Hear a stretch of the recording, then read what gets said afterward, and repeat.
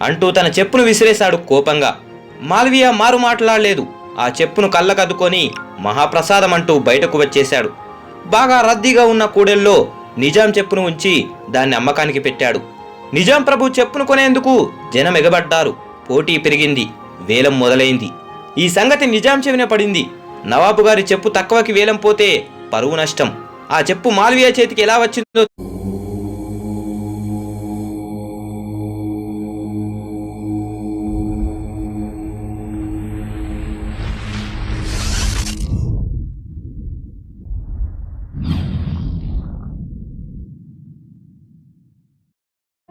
భారతదేశపు మొట్టమొదటి private university ఏది?